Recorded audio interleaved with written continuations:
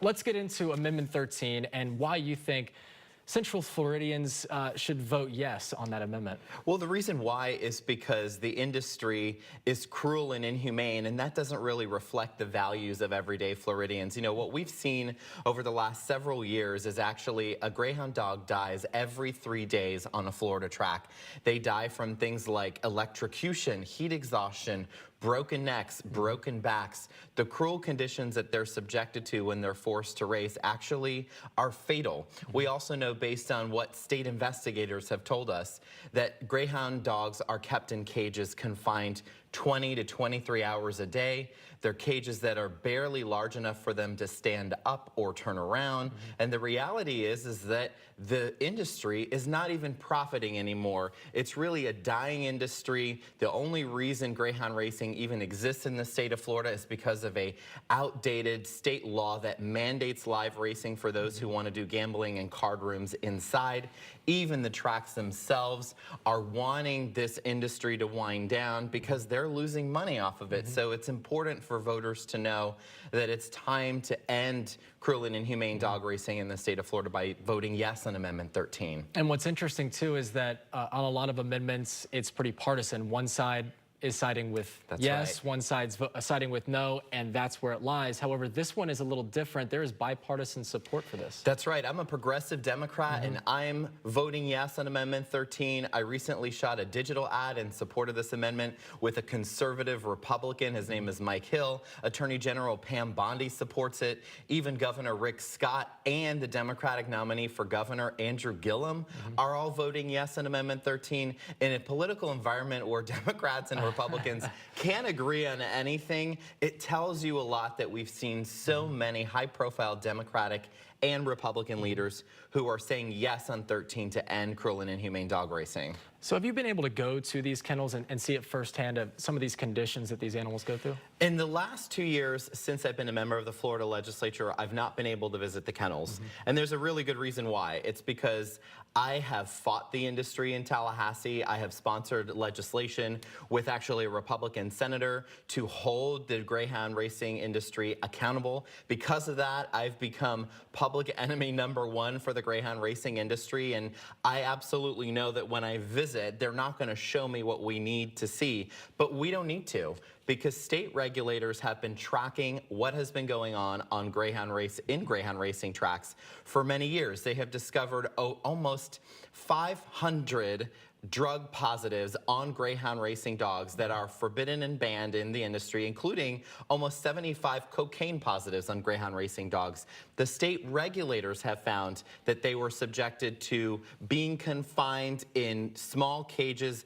barely large enough for them to stand up or turn around 20 to 23 hours a day. It's all been documented. The number of deaths that we've seen since they were required to report was almost 500 in the last several years, which has resulted in the statistic of a dog dying every 3 days on a Florida track. The statistics do not lie, and that's why it's important for voters to vote yes on Amendment 13 to shut down cruel and inhumane Greyhound racing. Let's now talk about what this could possibly do to businesses. I know you say that most of them are not profitable, but there are a lot of kennel owners who still have dozens of dogs. They're worried that those dogs, if this gets approved, won't have a place to go. The shelters are full, 8,000 or so dogs. What do you think would happen to those dogs? Well, what we've seen in other states like Massachusetts have actually banned Greyhound racing as an industry before. And what happened after those measures passed was Greyhound adoption groups from across the state and across the country have come in a massive effort to adopt those dogs out to loving families. And that's not only in the state where the practice used to be, but also over all 50 states in the United States, and sometimes even in Canada. So once Amendment 13 passes, you've got about 5,000 Greyhound dogs that need to be adopted out, but we have 26 months, just over 2 years, to be able to do it. And I'm looking actually forward to adopting a Greyhound of my own when Amendment 13 passes. And there is one little stipulation maybe when it comes to this amendment, and maybe what some voters won't see. It has the NRA concerned. I know you've probably seen this. The NRA fears that a statement, and that statement is in part, the human treatment of animals is a fundamental value of the people. They don't like the language there.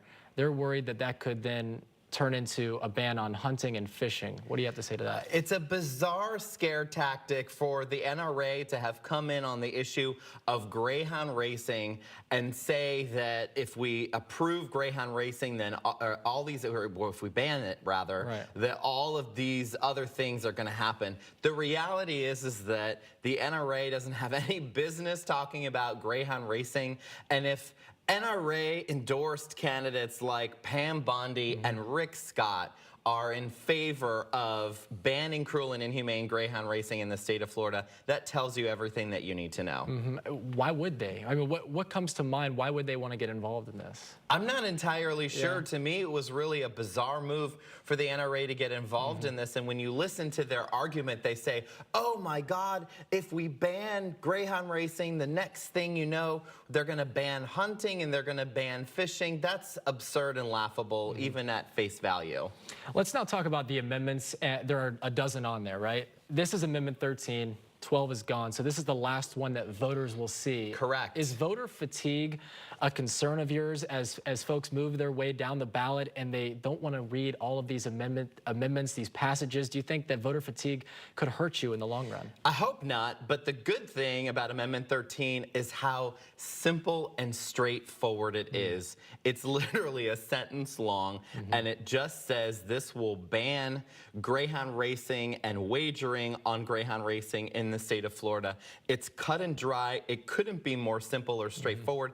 And the good thing about Amendment 13 is it's not bundled with unrelated issues like we saw on other amendments where they stacked and bundled together unrelated policy areas and unrelated issues and confused voters. This is standalone. It's do you or do you not think it's time to shut down cruel and inhumane Greyhound racing in the state of Florida? And if you support the Greyhound dogs and you don't want to see them subjected to this type of cruelty, you would vote yes on Amendment 13. I just had a gentleman in here who is a kennel owner, right? And he loves his dogs. He has 80 dogs. He says these dogs love to race, love to run, love to get outside. This is what they were born to do.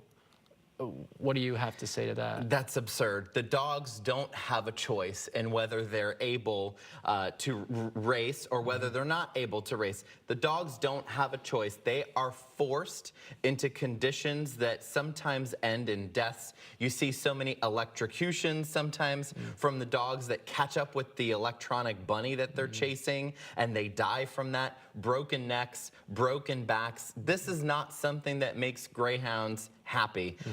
This is a cruel and inhumane industry. Florida is one of only a handful of states left in the country that actually does this. In fact, you know, there's only 17 tracks left in the United States, and 11 of them are right here in the state of Florida. So I think that voters are ready to finally see an end to the cruel spectacle by voting yes on 13. Now, over the last year, News 6 investigator Mike DeForest has done several stories about Greyhound racing and some of the injuries that dogs have endured. You can find his reports right now on clickorlando.com/weekly.